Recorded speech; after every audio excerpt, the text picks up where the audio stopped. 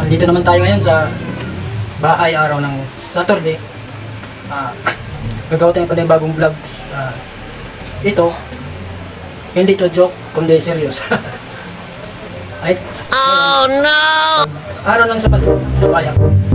Pag Monday to Friday, Sabado sa bahay. Kasi once a week sa bahay. Ngayon, gagawa ko ng ulam. Ginataang manok naman. Matins. Ito, version ni Kabisaya. Paano siya gumawa ng ginataang manok. Ito guys, oh. Yan mga Kabisaya. Meron tayong manok. May sayote, manunggay. Ito yung gata natin. Yan. Tapos, mayroon tayong lemongrass. Yan. At siyempre, itong pampalasa, magic syrup. Pag may naglalagay tayo ng magic syrup, wala lang bitsin. Ito lang. Yan. Simulan na natin ang ating pagluluto. Let's go!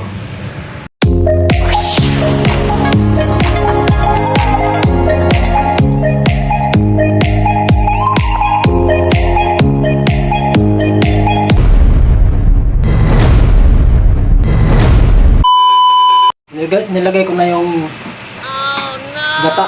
Yan o. Una. Ipapahan na natin yung gata para matikas na.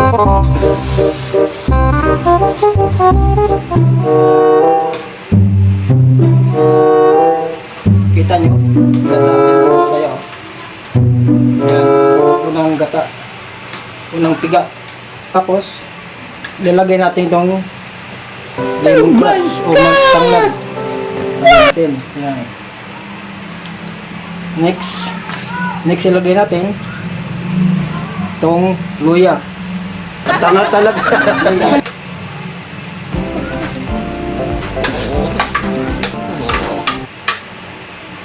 Sabay na natin ang sibuyas, mga Kabisaya. Ilagay yung sibuyas.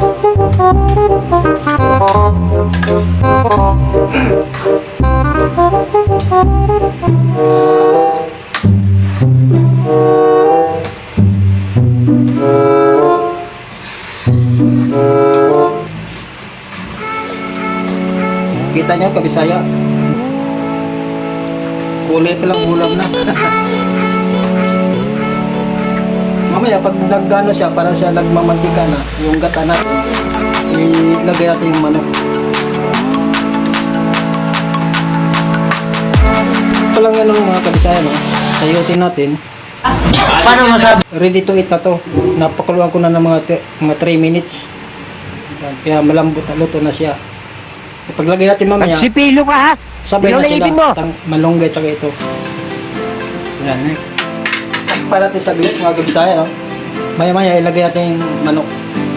Okay?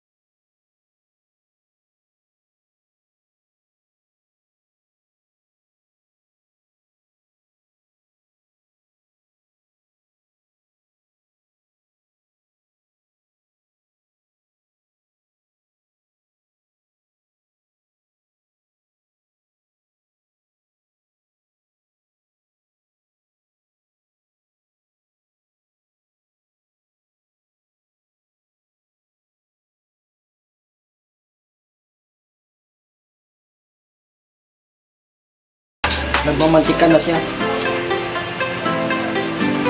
Ayan. Kulang pa. Maya-maya konti. Pan ulit. Ayan, kabisaya, nag-evaporate na yung gata natin. Pwede natin ilagay yung manok. Ito, ilagay natin mga kabisaya, oh, manok. Ayan.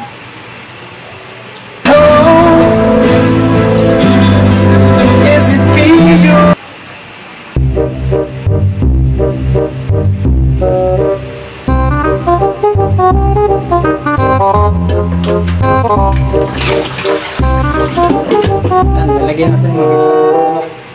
Pagod natin. Yan, oh.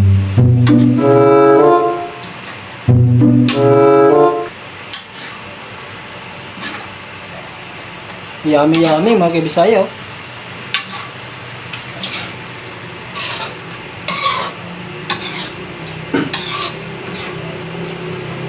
Yan ang technique ni kabisaya kung nagluluto, oh, ng ganitong 45 days na manok. Kung magagata kayo, dapat huwag isabay ang gata sa manok. Ano mo na yung gata para yung manok hindi siya na-overcook. Sobrang lutong luto.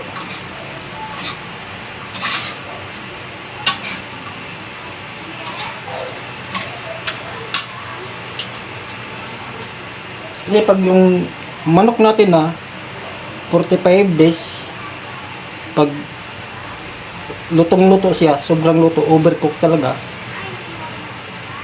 hindi masarap kainin. Nawawalang lasa ng manok. Diba? Kabisaya. Yan ang sikreto. Kailangan insakto lang.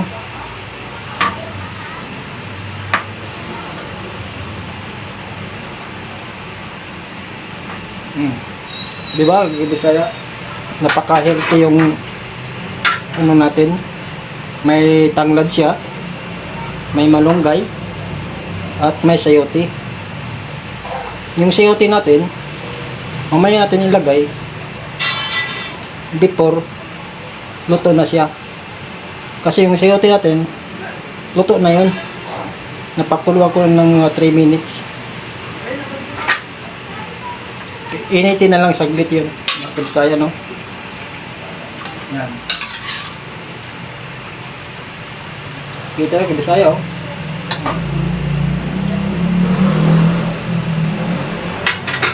Kita yung ano natin, kabisaya, oh. Oh my God! Yan, oh. Di ba maganda tingnan kapag yung evaporate na natin bago natin ilagay.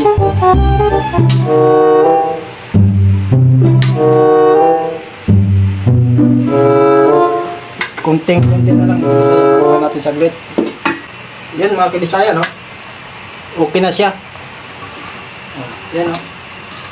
Dapat hindi overcook yung manok mga kabisaya para pagkain natin masarap. Yung lasa ng manok malalasaan mo kaysa overcook. Kabisaya, oh. Kita, no? Diba?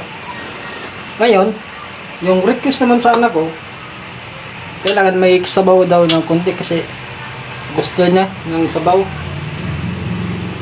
Ito. Hindi ko siya pinaubusan ng sabaw. May konti. Pwede na mga kabisaya. Ngayon, next natin, lagay ang sili. Yan. Lalagay natin dalawa. Wow! Para hindi manghang. Lagay mo. Yan.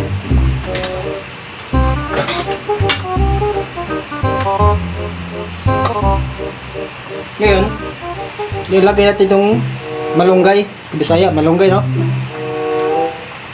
Dapat, ang malunggay, hindi sa sobra sa luto, overcook. Mga 1 minute lang siguro, pwede na. Kasi pag sobrang luto siya, mapait. Na, kabisaya, oh. Lagay natin.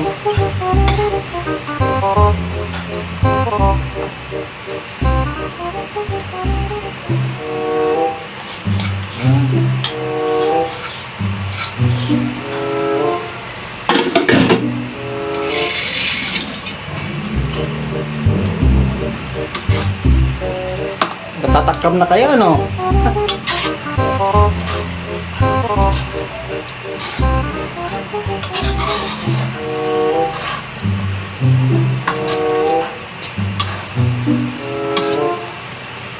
Yun o, mga Bisayo.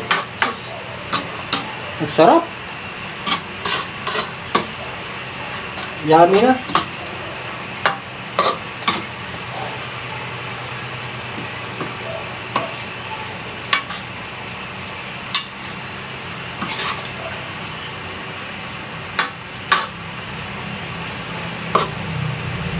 Yan ang sikreto ni Kabisaya. Pag Kabisaya nagluluto, ayaw niya ng sobrang luto, overcook. What?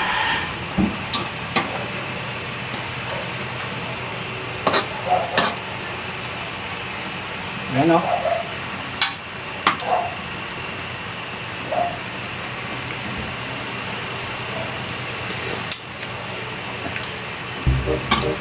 Lasang-lasa ba mga Kabisaya?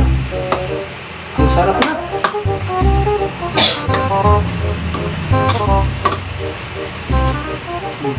Okay na yung malunggay. Next natin yung itong sayote. Yan. Sayote.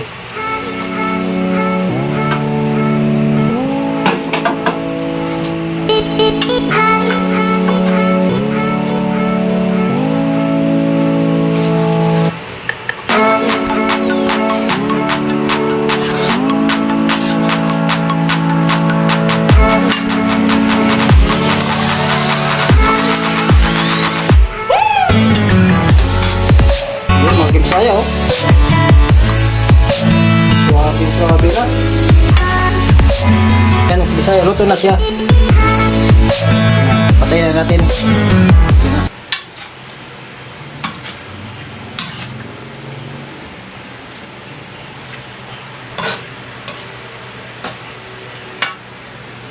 Yan, mga Bisaya oh. Kita nyo ba? Yan. Diba? Ganun ang pagluluto ni Kabisaya. Ito mo yung malunggay natin, mag-green pa siya kasi hindi siya na-overcook. Mga 1 minute lang. Kasi yung ano natin, mainit na siya. Hindi na dapat pakuluan pa. Pag lagay natin ng malunggay, patay mo na agad kasi maluluto niya sa init. Diba? Mga Kabisaya, si Mrs. oh, kain na daw si Chingjo Vlogs. Oh. Una titikim yung si Mrs. Patikim. Sa ginataang manok natin. Ano? Ano masasabi mo? Saktong-sakto. Saktong-sakto, di ba? Sakto lang. Ay mga Kabisaya, no? Yung manok natin, hindi siya na-overcook. Ayun, no? Pangit naman overcook. Oo. Pag kinagat mo, medyo tigas-tigas pa ng kunti. Tapos tong sayote, ayan, pinakuluan ko na siya mga 3 minutes. O kaya, pag nilagay ko kanina, luto na, pinatay ko na agad. Pati yung malunggay, ano, mag-green-green pa siya. Dahil, seconds lang, ano, kasi yung sabaw, mainit na. Ayan, sabaw, oh. Ayan, Kabisaya, oh. Very nice. Oh. Ano? Padala ko. Dadaan na sa misis.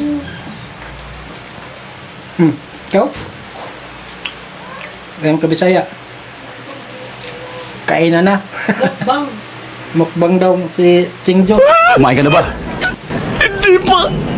Ay, teka, kumain ka muna dun. Dun. Para kung anong sasabi nyo sa luto ko.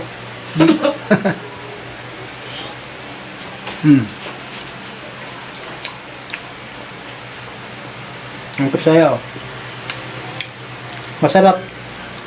yung manok. Okay.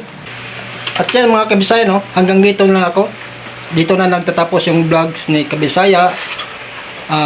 Chicken gata recipe. Yan. Chicken coconut. Chicken coconut daw sabi ng anak ko. Tama naman. Coconut. Okay, mga kabisaya. Sa giant. Kita-kita tayo sa next vlog ko. Bye-bye and see you next vlog. Ingat and stay safe palagi. Yan, goodbye. Station.